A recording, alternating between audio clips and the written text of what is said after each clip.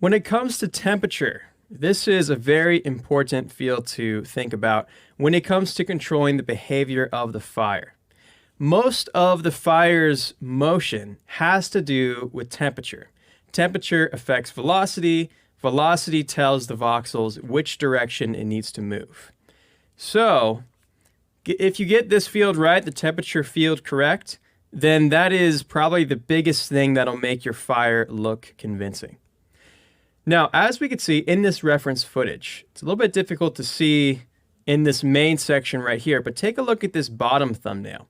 What they've done is that the fire department that's responsible for this footage, they set a couch on fire and they took thermal imagery of that fire. Most of the temperature is being sourced from the flames.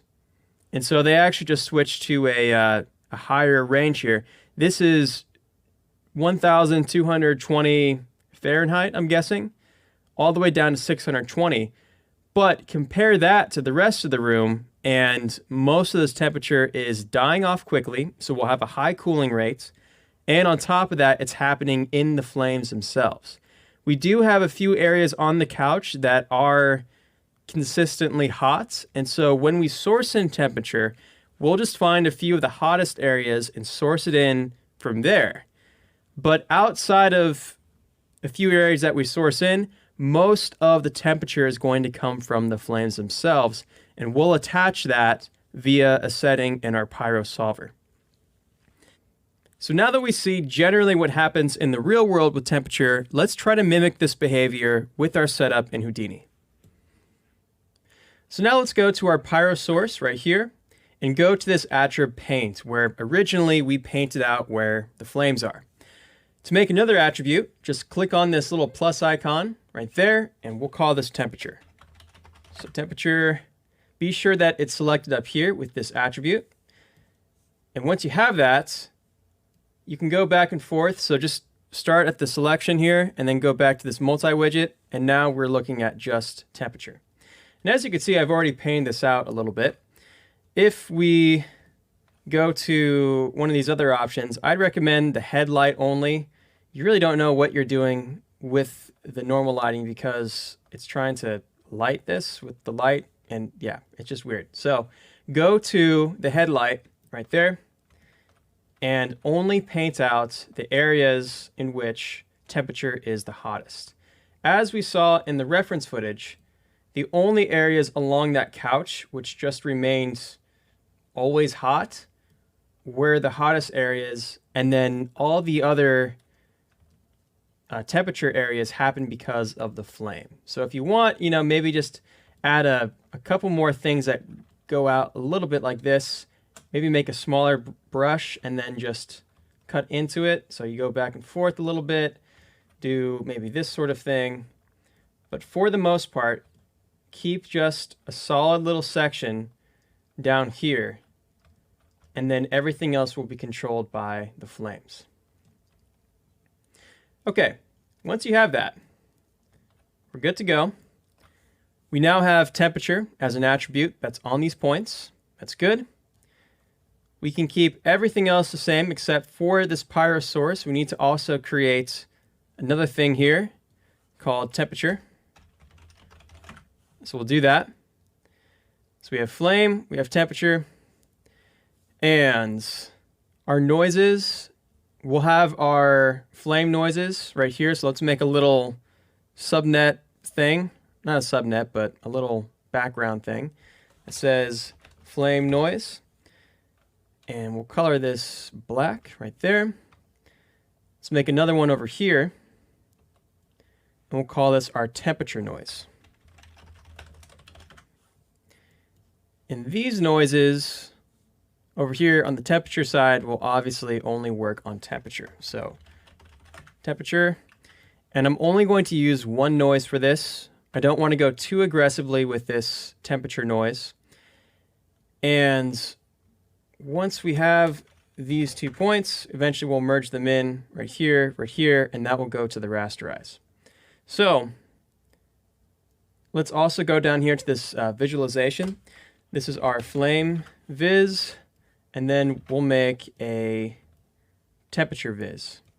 So say temperature viz, like that. It's always good just to keep yourself organized as you go along, but generally speaking, you want something like this. Okay, so with the temperature visualization, we'll just replace flame with temperature, like that. And if we go here, we won't see anything because in this volume rasterize, we also need to rasterize temperature. So add it right here as well. There we go. And now we have temperature. If we just have this large noise, we end up with something like this. And I generally do like a larger noise. Let's actually go for something that's a bit more medium in size. So we'll say element size of 0.25 and then a pulse duration of 1.5. So we'll go twice as fast so that we end up with something a bit like this. And maybe we'll just go a little bit more with that. So pulse duration of 1, element size of, let's say, 0.2.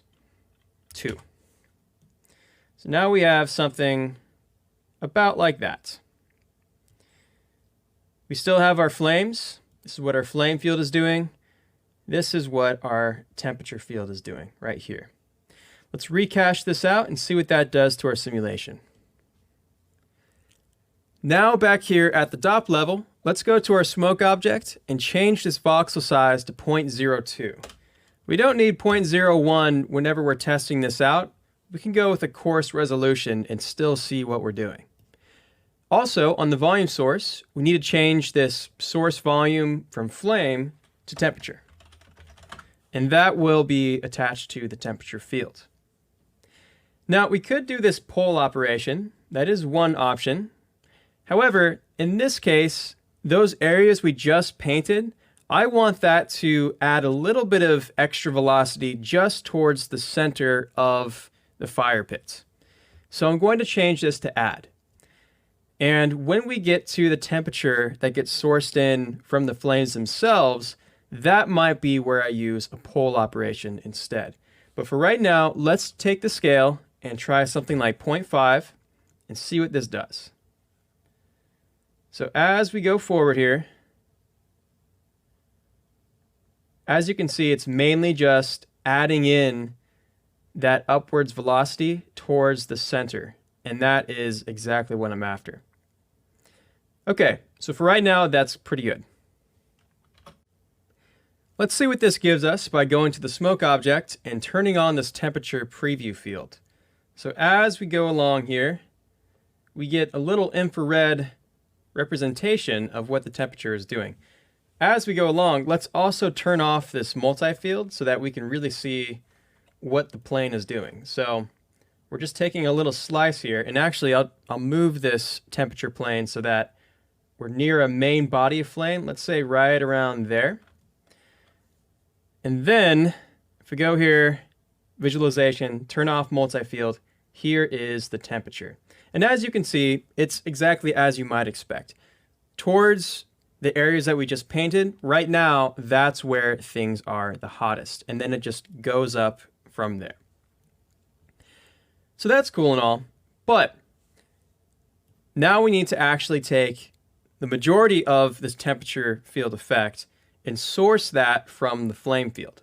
So again, I want to take wherever these flames are, and that's the thing that adds in temperature the most. So let's go to our Pyro Solver, and this brings us to the Flames tab. This Flames tab allows you to connect the flame field to all the other fields. So in this case, we want to affect temperature. So we'll say temperature, add temperature. Now, whenever we have flame, we are also adding temperature. Right now, our merge method is poll, and what that basically means is that for every single step, let me just go forward a few frames here. For every single step, it's going to compare what the new temperature would be versus what the current temperature is at every single voxel location.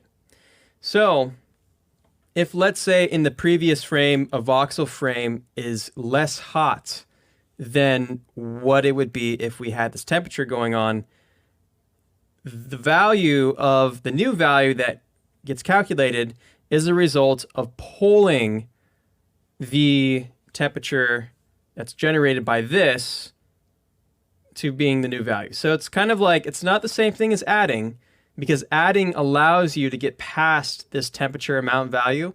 Pull pulls the voxels towards this temperature amount value. And the strength is how quickly it will pull the new voxel values towards whatever you have up here. So the nice thing about pull is that it's easier to control the specific temperature value that you want, and it happens gradually, right? The nice thing about add is that it can give you values beyond 1. So there you go. That's the main difference right there. Now on this strength, let's say something like 50. So we'll have a very high strength on this. In other words, the values will very quickly approach 1. Also, for this temperature amount, let's try 2.5, something higher. Because again, most of this temperature we want coming from the flames. So there we go. Now we have most of the temperature coming from the flames. You could really see that happening right here. Now, another thing that we noticed in our reference is that all of this stuff up here dies off pretty quickly. We still have a little bit of temperature as a result, but it cools off very quickly. So in the PyroSolver, let's also go to the Simulation tab, and we can find the cooling rate right here. And this is just the same as what you saw in Pyro 1. So let's try 0.95 right there. Let's go forward to about 72 again and see what that does. That should get rid of those areas right above the flames. And as you can see, we have done just that. And I think this looks pretty good in general. So 0.95, that works out. Let's bring back our multi-field. And what you notice is that we've now essentially combed our flames upwards. So we just have these vertical flames. So after reviewing this video, what I would say is that I probably went too far on the temperature stretching these flames outwards. Generally speaking, you want to get your temperature in a place that's as close as possible to the fire that you want to make. And if you leave a little bit of this stretching in there, that's okay, because you can always take shredding and turbulence to break that up. But I just want to give you a word of caution if you're following along, that you'll want to turn down the temperature values a little bit from what you see right here. So go ahead and do that, and in the next video, we'll move on to breaking up these shapes with turbulence and with shredding.